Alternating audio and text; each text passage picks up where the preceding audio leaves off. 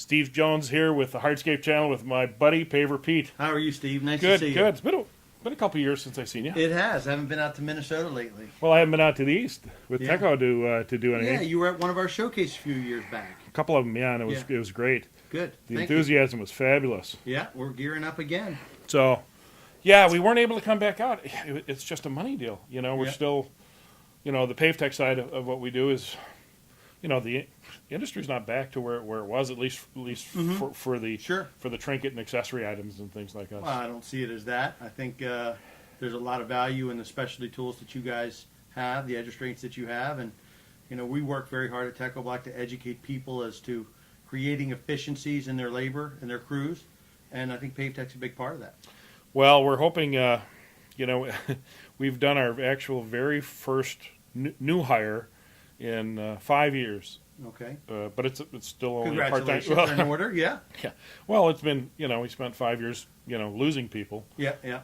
And now it's been hopefully a path of slow growth ahead of us. Absolutely. Good. Congratulations. So that's always an enthusiasm issue internally to any company. Mm-hmm. If you start losing people, you grow. You have friendships between the employees and management and stuff. And Absolutely. it really drags people down when they lose people that they enjoy working with. So we've got a great team and we're looking to start building it back up. Yeah, it's a part of business. It's sad, no doubt about it. I've been in the business just over 20 years, and I've seen a lot of people come and go, and it is sad to see them go. But it's just part of it, and we get to make new friends, which is great. Yeah. Well, it's we're looking forward to Hardscape North America this year. Not that we can afford to spend any more money on it, but we're going to be there in our normal place inside.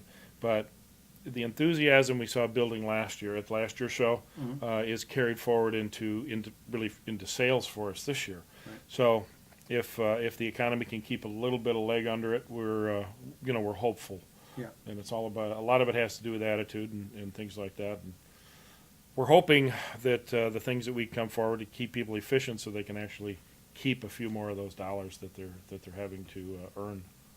Absolutely. There's a lot of value associated to having those tools and potentially being a low bidder on a job because of those tools, because of buying better quality material. Efficient Those techniques are huge. Absolutely. Your companies did a lot the last couple of years in promoting vacuum equipment, ours, to move and install your products. Yeah, we've had them up on stage during the events. Yeah. And when these guys, we've had this thing where we always talk about the efficiencies of things and how guys need to consider different techniques, whether it includes a tool or not, a piece of equipment, but they have to look at ways that's going to improve their efficiencies, because Right. it's the only way. You can once you raise the price to a certain level, boom, you're not going to sell. You know that. So in order to keep the price to a level they go, the only other thing you can adjust is the labor, then the speed. So what I think a lot of contractors don't understand, if something saves you 1 minute of time, it gives you an extra minute to sell, because all it is about labor. Mhm. So if I can save by employing some techniques to increase the speed, if I can employ tools or techniques to increase speed, then I know if I employ a few of those, a few at a time, That's right. if I save 10 hours a week on my entire crew, that's 30, 40, 50 man hours. I not only save that, I've got that many more hours to sell. Absolutely. Holy crap. And I struggle trying to get this across and explain it to contractors, saying every minute is precious. Yeah. I think it's the difference between making a generic statement like, we can make you more efficient. Well, that's a big statement. I can make you more efficient at screeding sand.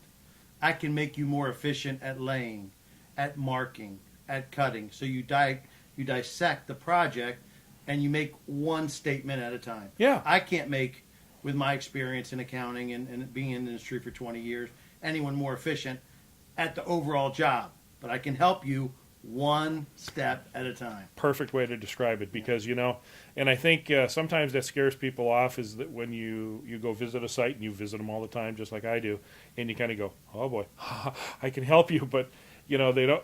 You hit it. Sometimes I hit them with too much, Yeah. and they just kind of go, we're not making that many changes. Yeah. And it's true, the resistance of foremen, the resistance of crew members to change techniques, screw, to heck with the tools. I mean, we're talking just techniques. You go, that's not how we do it. You go, try it. Yeah. Try it. If I'm wrong, I'm wrong. If I'm right, it's only in your benefit. That's right. At Techo-Bloc, we call that selling banana cream pie.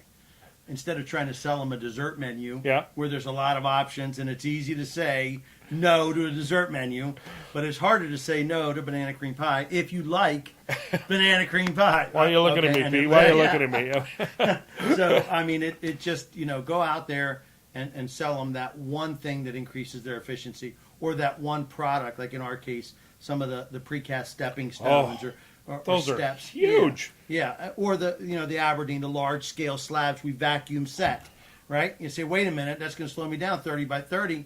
Not if you're using the right tools. So we're selling that product and that tool kind of in conjunction, not the entire dessert menu. Yeah, I see contractors, and I don't see enough of that large scale stuff, because I think we can't bring our contractor customers into that mindset yet, like the Europeans are well into, saying, well, if I can't lift it, then I must find something to lift it or to move it or to construct with it. It isn't a matter of I don't do that, period. Yeah. So I'm going to stick to little things that I can lift with my hand, rather than building precast steps, using the right componentry. Man, not only is it a thing of beauty, it's fast. Sure. When I was in the business laying pavers, it was brutal. Block by block, foundation by foundation. Took Embedded cores, riser cores, tread cores. took forever. There's the right application for the right job, but having those options available to you, those lifting tools. Some of the precast steps we make are 750 pounds, so you need big tech tools. And for the right job and for the right consumer. Yep. That's the right product. Segmental. Hey, you guys got products for picking up multiple courses of SRWs as well. So there's, they're different, and you got to give the consumer every option. Yep. It's their money. They worked for it. Let them spend it. Yeah, and the other thing is trying to convince contractors, that investment, getting the right size of equipment, whether it's a skid steer, bobcat, excavator, JCB, whatever. whatever it is. Yeah. And they talk about dollars. They're afraid about spending too much money and getting in trouble, which I appreciate, because they're at least considering the fact that they're not going drunk sailor spending like I do. But the other side of it is, if you don't go far enough, if you go part way to your goal, that hurts you. Yeah. And I struggle with that. Spending, quote unquote, a lot of money may be exactly what you need to do if you've done the analytics. If you've done the back work that says, this machine will save me labor hours, this machine will pay for itself and generate profit, then you should buy it, right? That's a simple equation. You just need, and what I think a lot of contractors are missing is a board of directors. I'm just a little landscape company. I don't need a board of directors. The hell you don't. Yes, you do. You need people, like Paver Pete and Steve Jones, who you can bounce ideas off of and say, hey, I'm thinking of buying this. We say, well, tell me why. Show me the math. And then if you can make a case to that board of directors that people in your community, other business people and people in your industry like yourself and myself, then go buy it. It's the right thing to do. Saves you labor. It does. And again, it goes back to sizing equipment properly. Leave the equipment salespeople out of it, because they don't know what your work really is, and they never will, and don't expect them to. It's like compaction equipment. Just don't talk to the sales guys. Look to the people in the industry, look at what they're using, and look at how they're using it and how they're being efficient. I know that when I finally upgraded, when we were actually installing years ago, when I upgraded to a big double drum ride-on roller, the speed of the compaction of how I was able to get stuff in it boggled my mind. It really did. And every time I took a step forward in spending a lot of money on a piece of equipment, every time it was like this, the bulb lit up, and I was like, and it was astounding. And I was so mad at myself for not pushing myself far enough down that road fast enough. And again, it's no different. My evolution as a contractor is no different than the contractors evolving today. Sadly, and I have that same problem that many of them have today too, is that they're bullheaded. And because they're bullheaded, they don't necessarily want to reach out for advice, your board of directors, as you say. Yeah, well, our showcase events, the schools that you guys sponsor and have, give them an exposure to those tools and equipment. One of our sponsors is Weber Compaction Company. Real big fan of theirs, and obviously of your tools, and JCB I mentioned earlier. Try out those tools. Come see those tools. Rent those tools. Try them out on site. Look at the labor savings, and that will help you make that analytical decision that now, some companies, it might be right to have a double or single drum roller rated at 25,000 pounds typical force to compact, all this technical stuff. That might be perfect for them, and they may need to do it and do it now. And others, they just might need to rent it when they need it. Just have the right equipment for the right project. Another thing is focus, I find, too, when I talk to guys and I go to their jobs and I look at them, is they're not, if they were just to step back, because they don't normally like people on their job sites, and they don't normally want people to come and critique what they're doing, because it hurts. I don't know about you, but when people critique what I do, I don't feel, it just makes me feel like I was not smart enough to see what they see. But I'm always too close to what I do, and I'm passionate about what I do. So when the best thing somebody could do is to get someone else's experience from the industry. Come in, do the overview. Just look and point out, what do you see that I can't see that's inefficient or real visibly slowing down the project? Mm-hmm. What do you see? What parts of what we're doing look bad? And then focus on those. The low-hanging fruit. The low-hanging fruit is yeah, but that fruit you're talking about is actually a pie. It's called humble pie. and all of us, myself included, I'm a big mouth. I'm the spokesman for my company, and I like getting up and yelling and screaming. And a lot of people tease me for it, but I'm enthusiastic and passionate about the industry and helping grow it. But when I write a technical article on how to overlay or how to do a heated pavement or whatever it might be, when I'm handing it off to someone and saying, hey, edit the technical side, and then handing it off to someone else, edit the grammar, edit the spelling, edit the this, and they're coming back going, what were you, what were you thinking? Boy, you made a bunch of mistakes. And it is humbling, but we have to eat that humble pie, and we have to invite that opportunity for humility. Well, yeah, and it's taken me years because I'm not a humble guy, mm-hmm. and neither are you. But it's something that reality slaps you upside the head on a regular basis, and you kind of go, okay, yeah, humility gives you the opportunity to learn. Yeah. That's what it does, and I am excited, I am passionate, and some people say over the top, and I understand that, and everybody's got kind of their way of thinking, but I try to check that. and I try to listen, and I try to learn, and I make it a point every day to do that. Yep. So I don't miss anything, and I don't, because in the next 20 years, I mean, who knows what I could learn. Probably years and years and years ago when I used to do the traveling seminars and stuff, and thank God those are distant memories because they were brutal. But it took me a while to understand is that when I get to a site and I'd see guys and I would just shake my head and I says, oh dear God, there's no chance for these people. And I wouldn't pay attention to what they were doing or how they were doing certain aspects. And when I started to open my eyes a little bit, I actually was, when I paid attention to that humility side, I was able to learn something from literally almost everybody, as long as I kept my eyes open and didn't overly prejudge what I was walking into. Mm-hmm. And it was, and I try to keep that way today. So when people approach us for ideas and stuff, for things for the industry, and and you kind of go, oh, I don't think that's going to work. Yeah.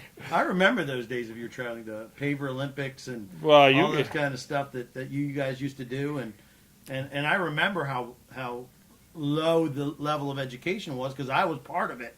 That I didn't know very much either. And then here comes, this group of four-wheel drive vans rolling into my parking lot saying, hey, we're going to teach you guys a bunch of stuff. I'm like, what are they doing here? Yeah, this is a lot.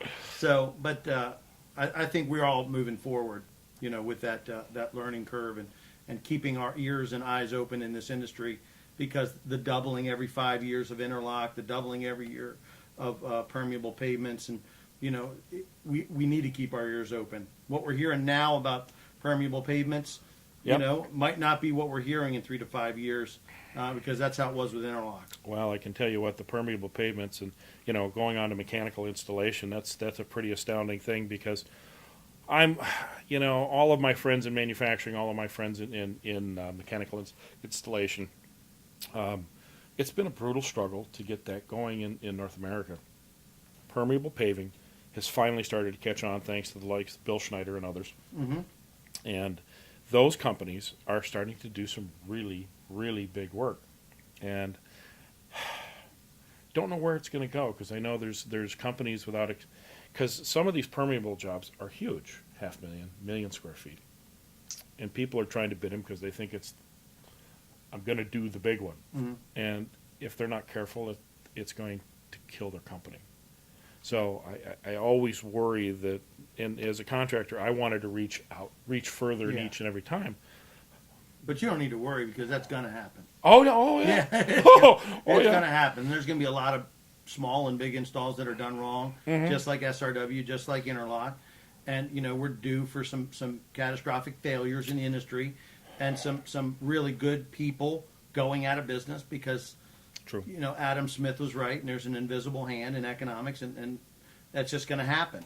And out of it will come advancements and better data, right? Empirical and analytic data that makes this industry, you know, 10 years or 20 years from now, be as big as it's going to be. And it will be huge. Yeah, it's going to be big. You know, even when I look at our guys today and how fast they're installing pavers, and I had an interesting discussion with somebody who's looking to upgrade into mechanical installation, and talking about production rates and stuff. And he said, it's all over the board, you know. And I said, it really depends on the project, depends on the skill level of your people, it depends on how fast they learn, how willing you are to change as a company to become that type of company. Going from a hand lay company to a mechanical company is a huge change. Are you bringing all facets of the installation along at the same speed? So you can lay pavers at 10, 20,000 square feet a day. What about the screening, the marking, the cutting, the sweeping, the tamping, all of the other things that go with it to keep that level of efficiency going? Yeah, and they need to do it. Oh. And they need to be budgeting now to get to that level. Right. Because those category, you know, B concrete paver companies that don't mechanically install, maybe let's say A does mechanically install, the Bs need to become As. The Cs need to become Bs, need to become Cs. Everybody needs to move up the ladder as the industry grows, whether it be interlock or mechanically laid permeable, whatever. It's here. It's not coming. It's here.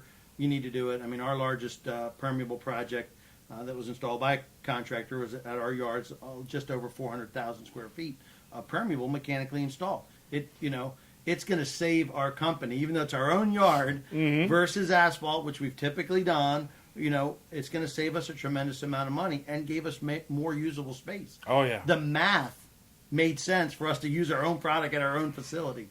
So it's kind of the standard now as we expand and build new facilities to use those same permeable pavement systems, 4-inch thick, tongue and groove. Yeah, yeah. Great products, but, to use them in our own parking lot. You get 45-year design life, stamped, engineered, versus asphalt, 5, 6, and at 6 you really... You're pushing it. Yeah, you're pushing it. Now you're into that maintenance phase. Yeah, that's right. That's right. So it's here. Well, Pete, I want to thank you for coming up and chatting today. Hopefully we'll get to see you again soon. But here we are in Pittsburgh at the ICPI summer meetings, and it was great to run into Pete today down in the meetings. Appreciate it, sir. Thank you very much. Thanks, Pete. So, Hardscape channel, signing out.